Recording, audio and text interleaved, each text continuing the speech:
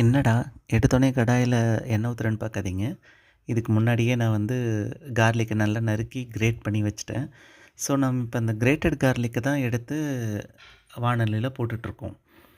So, just எண்ணெய் ஊத்தி great பண்ண கார்லிக்க நல்லா வாணலில போட்டு நல்லா வணக்கிட்டு, நல்லா வணக்குங்க. ஆக்சுவலா அது ஒரு கோல்டன் ப்ரவுன் வர்ற மாரி வணக்கணும். அந்த அளவுக்கு வணக்கும்போது ஆட் பண்ணுங்க. ஒரு ரெட் சில்லிஸ் ஆட் பண்ணிக்கங்க. அப்படியே கரி லீவ்ஸ் அதையும் ஆட் பண்ணி நல்லா அதோட சேர்த்தி அழகா ஒரு கோல்டன் ப்ரவுன் வர்ற மாரி வணக்குங்க. No water nothing. ஜஸ்ட் அப்படியே வணக்கிட்டு நல்லா கோல்டன் ப்ரவுன் வந்ததுக்கப்புறம் நல்லா எடுத்து நீட்டா காய வச்சுட்டு, ஒரு மிக்ஸி ஜாரில் எல்லாத்தையும் போட்டு அரைச்சிருங்க. ஸோ இப்படி இருக்கும் அரைச்சதுக்கப்புறம். இப்போ என்ன பண்ணுங்க, அதே வாணலியில இன்னும் கொஞ்சம் எண்ணெய் ஊத்தி, கொஞ்சம் சீரகம், சோம்பு இதெல்லாம் போட்டுக்குங்க.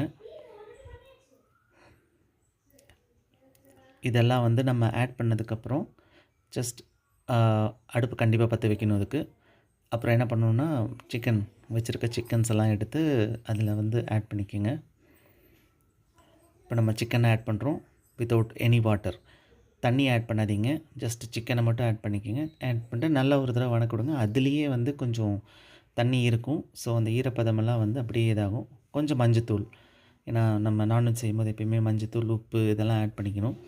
ஸோ அதெல்லாம் நார்மலாக ஆட் பண்ணி ஜஸ்ட் நல்லா ஒரு தடவை வணக்கி விட்டு கொஞ்ச நேரம் மூடி போட்டு வச்சுட்டு, அப்புறம் நீங்கள் கொஞ்சம் இஞ்சி பூண்டு பேஸ்ட் ரெடி பண்ணி வச்சுருப்போம் நம்ம.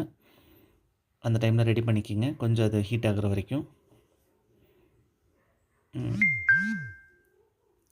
ஸோ இப்போது நீங்கள் பார்த்துட்ருக்கலாம், அது நல்லா ஹீட் ஆகிட்டுருக்கு.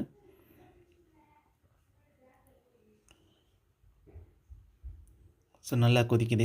இப்போ நம்ம அந்த இஞ்சி பூண்டு பேஸ்ட்டை போட்டுட்டு, அப்புறம் நம்ம அந்த கிரேட் பண்ணி வச்சுருக்கிற அந்த கார்லிக் அதை நல்லா அதோட ஆட் பண்ணி நல்லா தூவி அழகா நல்லா ஓரளவுக்கு ஒரு 80% வந்ததுக்கப்புறம் அதை நல்லா தூவி ஃபுல்லாக விட்டு வணக்கி மறுபடியும் ஒரு கொதி வர்ற அளவுக்கு விட்டு மூடி வச்சுருங்க.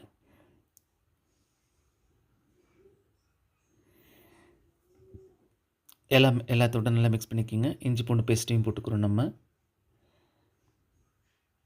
So just one more time எல்லாம் போட்டு கிளறிட்டு,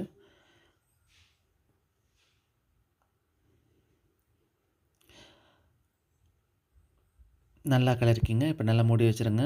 உங்களுக்கு ஆல்மோஸ்ட் நம்மளுடைய டிஷ் ரெடி ஆனதுக்கப்புறம் ஃபைனலாக வந்து கொத்தமல்லி தழை போட்டு ஜஸ்ட் ஒரு தடவை லைட்டாக கொத்தமல்லி தழை வந்து ஜஸ்ட் ஃபார் ஸ்மெல், அந்த டேஸ்ட்டுக்காக ஃப்ளேவருக்காக தான் போடுறோம். ஸோ அதை போட்டுட்டு இப்போ உங்கள் டிஷ் ரெடி.